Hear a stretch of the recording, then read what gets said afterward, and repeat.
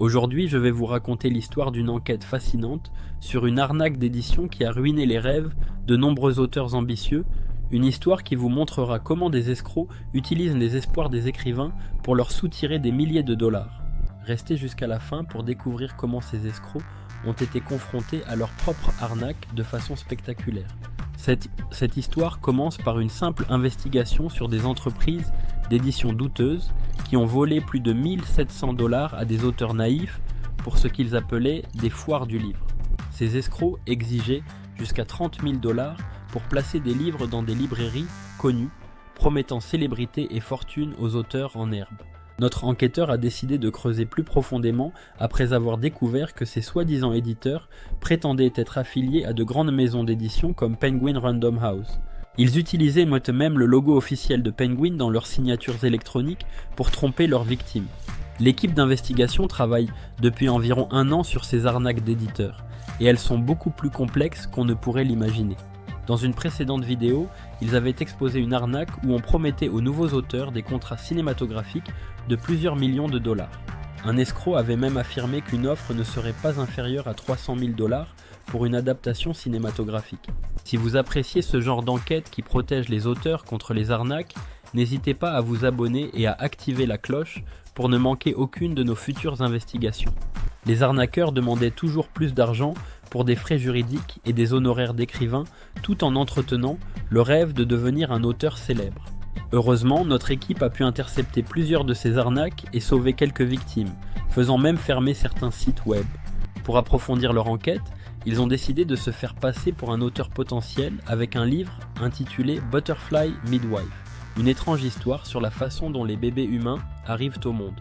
L'escroc, prétendant travailler pour Penguin Random House, l'éditeur de Torsus et Corduroy, était en appel Zoom avec notre enquêteur qui présentait son idée de livre farfelu. Le faux éditeur a immédiatement commencé à flatter l'auteur potentiel, affirmant qu'il pouvait déjà voir ce livre devenir un best-seller. Il a ensuite présenté différents forfaits de publication, commençant à 3 000 dollars pour une publication sur 10 plateformes, puis suggérant un forfait à 5 000 dollars avec 6 mois de marketing. Quand notre enquêteur a demandé un forfait personnalisé pour 3 livres, le prix s'est monté à 13 000 dollars qu'il a négocié à 12 000. Ce qui rend ces arnaques particulièrement vicieuses, c'est qu'une fois que vous êtes pris dans leur filet et que vous croyez au succès imminent, ils commencent à ajouter des frais supplémentaires et à vous faire des promesses plus grandes. Ils pourraient prétendre avoir été contactés par Paramount Pictures pour une adaptation cinématographique nécessitant 10 000 dollars de frais juridiques et 30 000 dollars pour la production d'un pilote. Les victimes croyaient être à 2 doigts de devenir un auteur célèbre ou d'obtenir un contrat cinématographique, contrairement aux arnaques typiques qui utilisent des menaces. Notre enquêteur a obtenu les coordonnées bancaires de l'escroc, ouvrant ainsi une boîte de Pandore révélant tout un réseau de mensonges. Des dizaines de sites web différents et diverses entreprises, tous ciblant des auteurs potentiels, ont été découverts.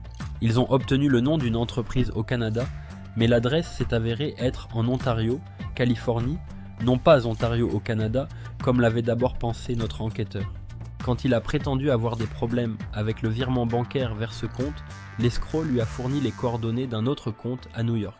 En compilant toutes ces informations dans un format PDF, cela commençait à ressembler à un manuscrit de livre. C'est alors que l'idée est venue. Et si on appelait les faux éditeurs de Penguin Random House pour leur proposer ce livre sur comment ne pas se faire arnaquer par des escrocs d'édition. Notre enquêteur a contacté l'entreprise en se présentant comme Richard Hank Andrews, un nouvel auteur très sérieux à propos de la publication de son livre. Il a expliqué que son livre visait à aider les auteurs à acquérir du savoir-faire dans le domaine de l'écriture et de la publication. Un rendez-vous a été fixé pour un appel Zoom où il pourrait présenter son manuscrit plus en détail. Avant l'appel, notre enquêteur a préparé son espace pour paraître plus professionnel, ajoutant une lampe, une plante artificielle et même utilisant un écran vert pour simuler un environnement de bureau. Pendant l'appel Zoom, il a présenté son manuscrit intitulé « Prendre des décisions éclairées » aux experts en publication et marketing senior.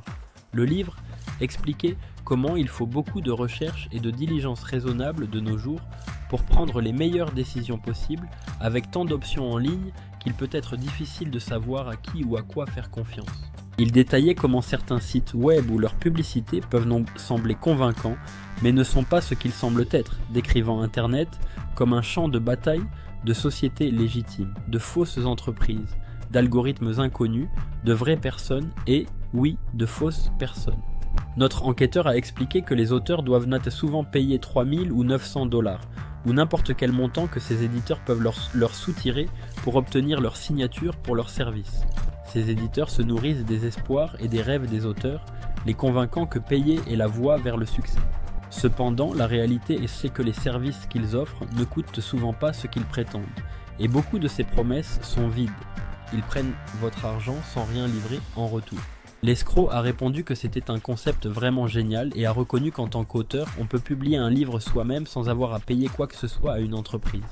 Il a admis qu'il y a beaucoup d'auteurs qui ne savent pas comment faire publier leurs livres de manière professionnelle, alors ils cherchent des entreprises sur Google et tombent sur des sociétés qui prétendent être Amazon ou d'autres grandes entreprises, facturant ce qu'elles veulent pour leurs services. Notre enquêteur a ensuite révélé qu'il avait trouvé une entreprise qui réclamait 6500 $, prétendant avoir 175 employés et produire des manuscrits à succès. Il a continué en parlant spécifiquement de Penguin Book Writers, dont le nom est si proche de Penguin Random House qu'ils utilisent même le vrai logo de Penguin Random House dans leur signature de courriel. Ils veulent tromper les auteurs en leur faisant croire qu'ils sont le vrai Penguin Random House et feront tout pour réussir cette tromperie. Notre enquêteur a montré que le logo à gauche était celui de l'entreprise d'arnaque et le logo à droite était celui utilisé dans l'email qu'il avait reçu, utilisant le véritable logo de Penguin pour faire croire aux gens qu'ils travaillaient avec Penguin Random House. Il a expliqué que ces escrocs avaient dans des dizaines d'entreprises différentes, toutes liées entre elles, avec 7 ou 8 noms différents comme Frontline American, prétendant être situés en Illinois. En creusant davantage, il a découvert qu'il y avait actuellement une affaire judiciaire en cours contre le propriétaire de l'une de ces entreprises en Illinois. Plus de recherches ont révélé que ces personnes étaient en fait basées au Pakistan, pas aux États-Unis comme elles le prétendaient.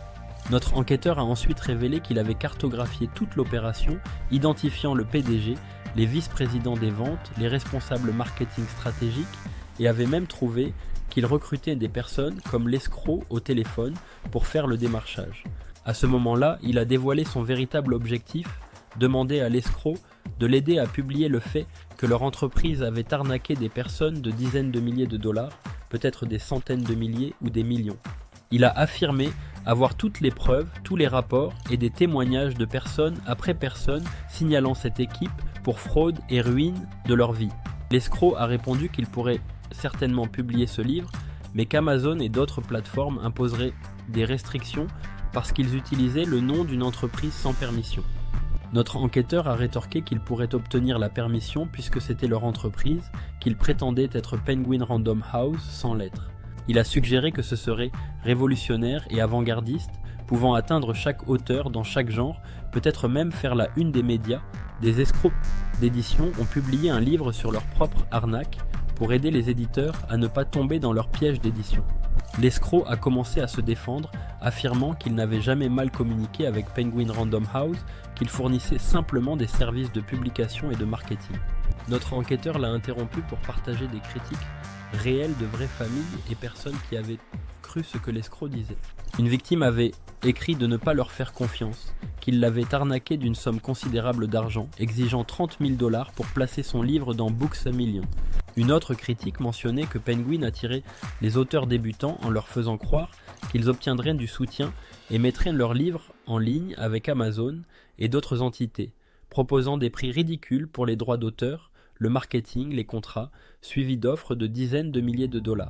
Notre enquêteur a souligné qu'il y avait tellement de personnes perdant des dizaines de milliers de $, et a répété « méfiez-vous, méfiez-vous ».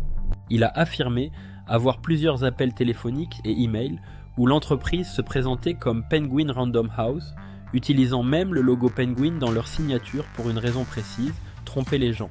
L'escroc a tenté de justifier le logo en disant qu'il devait être similaire au titre de l'entreprise, mais notre enquêteur a demandé pourquoi il ne s'appelait pas alors Polar Bear Writers au lieu de Penguin, suggérant que c'était clairement pour que les gens pensent qu'il s'agissait de Penguin Random House. Notre enquêteur a ensuite demandé pourquoi l'entreprise avait également un site web prétendant être HarperCollins Publishing, avec un domaine hébergé à la même adresse exacte que Penguin Book Writers.